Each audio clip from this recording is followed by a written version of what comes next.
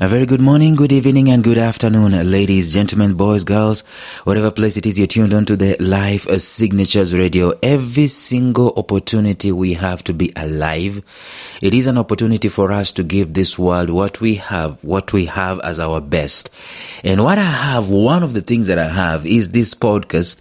And in this podcast, I do share matters related to purpose and productivity and resilience. That's what I have. For some reason, that's what has coalesced into my life, and that's what I've been sharing over the past 1,800 and so episodes. And of course, we've always been talking about other related aspects of those. And right now, we are deep in the middle of a series we started long ago, talking about raising spirit-led children, a very important subject matter, especially in this day and in this age. Looking and seeing, knowing what we now know. What can we do differently to raise this generation? Because this generation cannot be raised in the same way that we were raised. So today, let us continue going deeper. Stay tuned.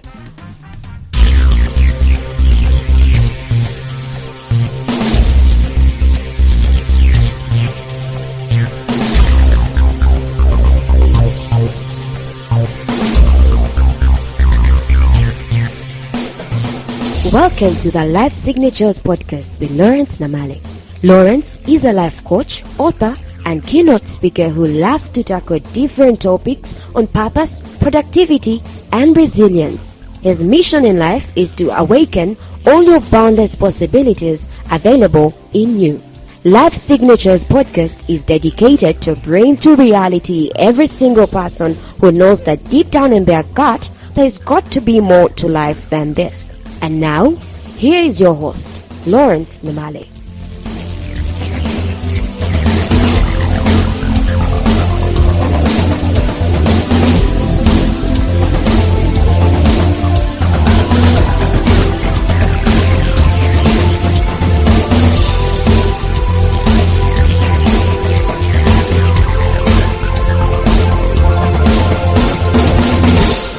Like I mentioned earlier on, it's been coming up and it's been a very long series. So let me do a recap so that we can be able to be on the same page with all of us. But even before I can do that particular recap, it is important for us to do this, especially this message. It's important for us to realize what we need to do in order to raise spirit-led children. The same way I was raised up cannot be the same way my kids will be raised up.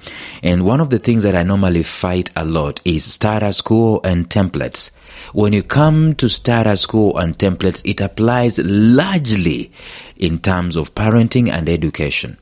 In other words, the things that we thought worked with our forefathers are the things that we want to be true to. We want to implement those. And yet, if you look at the human being from the critical aspect of who the human being is, everyone is different. If you believe that a human being has been created by the divine, there's got to be an idea that this divine is sending this human being on earth, not to live to pay bills, but to accomplish a mission, to accomplish a particular thing. And that cannot be realized largely by following the same patterns of old.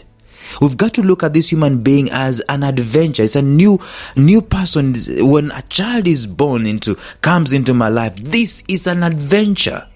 This is not something that I have figured out. I have experience in parenting. No, you've got no experience in parenting this one. This is a new creation. It's a new human being. Has its own dispositions. And that's why we need to learn and understand that the human is a spirit. It's a spirit, and spirit is always different. It's always new. Spirit abhors sameness. Spirit abhors, and I know this in this day and in this age, there is this thing they call diversity. Now, the diversity they're calling is so superfluous. It's just on the surface. It's about genitals, and it's not about spirit. But spirit is cherishing diversity in a major way, in that every individual, the 8 billion of us on the face of the earth, are diverse in spirit. For what reason? For a common coalition into one purpose, that is the purpose that the divine has for each and every one of us. So if I'm raising my kids, I cannot raise them with a template that this is how I was raised. When I'm 5, I'm supposed to go to school, and I'm supposed to go to school for 16 years or 17 years or whatever it is, and then after that I'm supposed to start looking for a job. That's a template.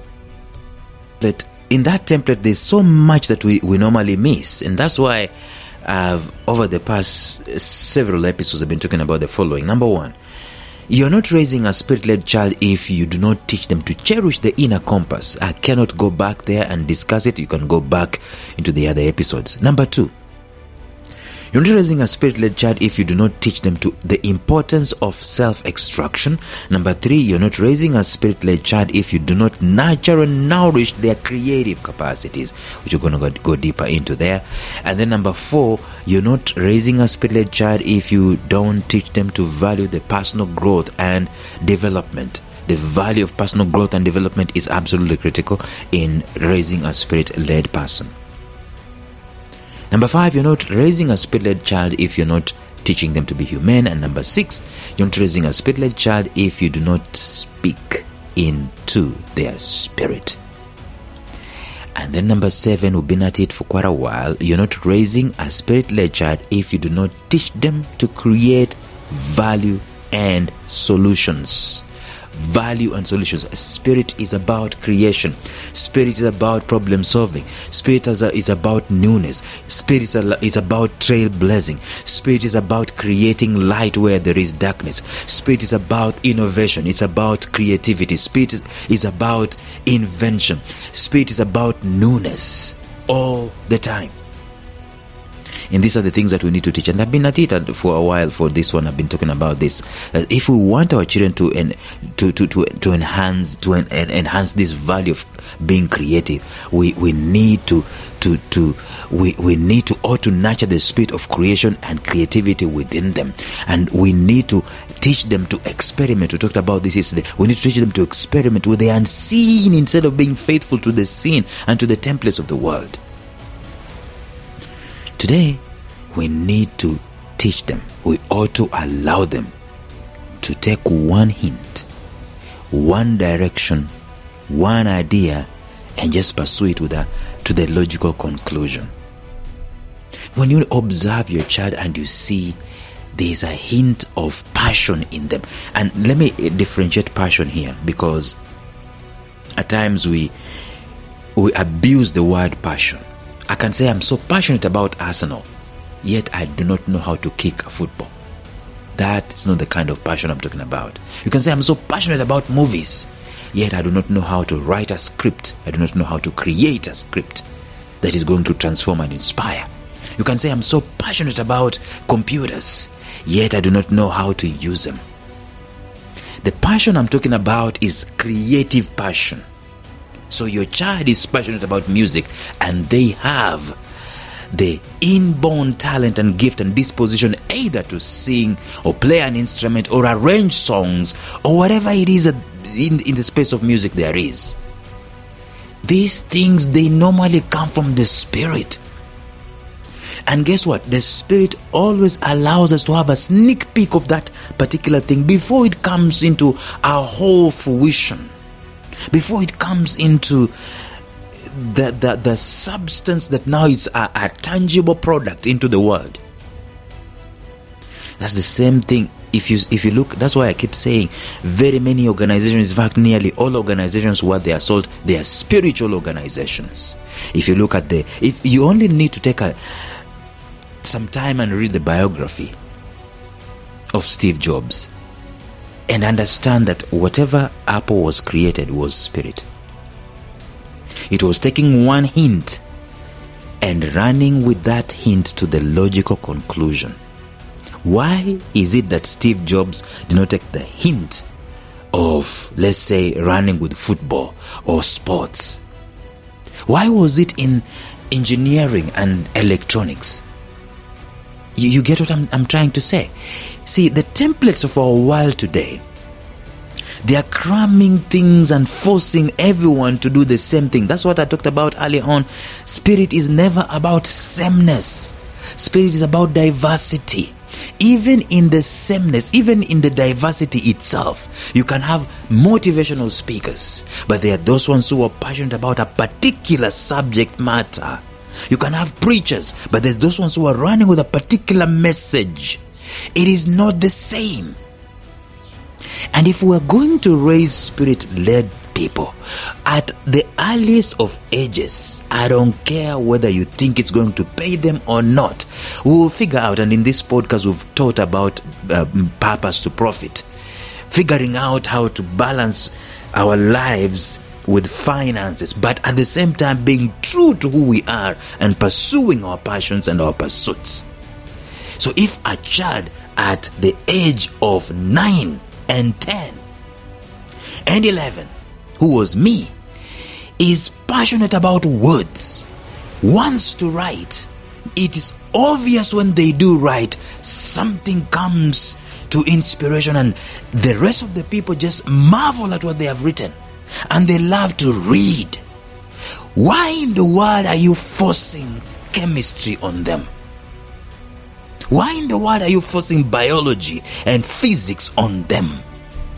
There is a hint that has been available to them at this moment in time. We don't know about tomorrow. We don't know how the worlds are going to change tomorrow.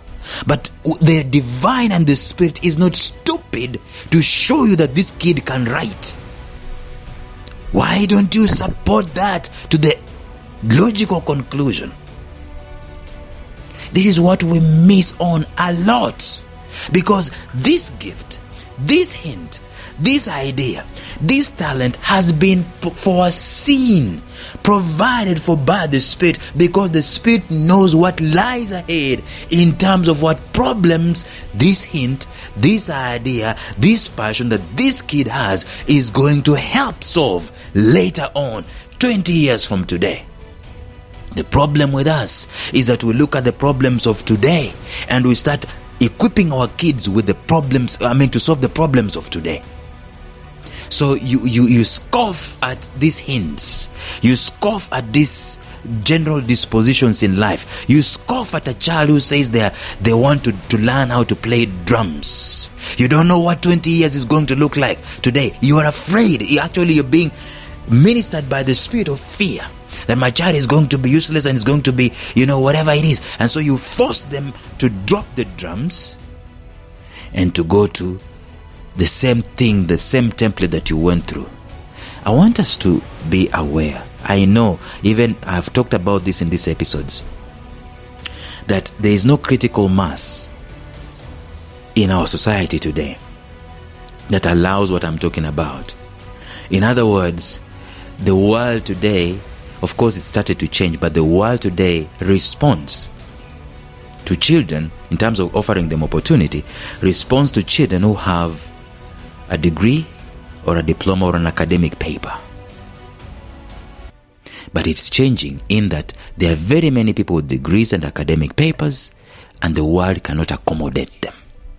So what we're saying is, we need to be aware of what hint this kid has and allow them to master it, even if it doesn't make sense in terms of monetizing it today.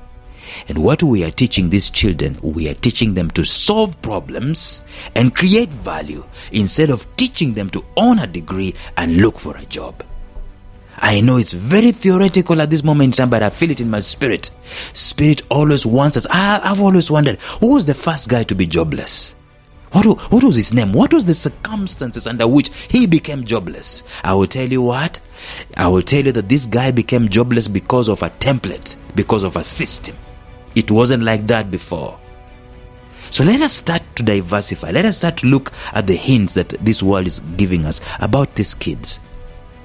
And if we're going to raise spirit-led children, the Spirit has given us a hint of the gifts and of the talents and of the passions and the dispositions and the ideas that these guys have. I know it is expensive. It is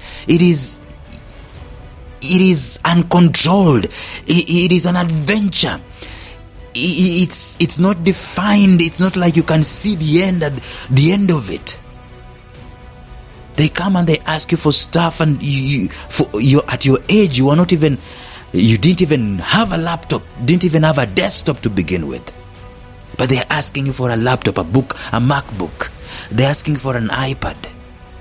Not so that they can show it out to friends, but they have seen something that this thing can do. And they want to go deeper in there. I'm preaching to myself. It is time to break the bank and fund these kids' wild ideas to their logical conclusions. And teach them to be problem solvers. That is what Spirit wants. I don't have time. Tomorrow we'll continue. Bye-bye.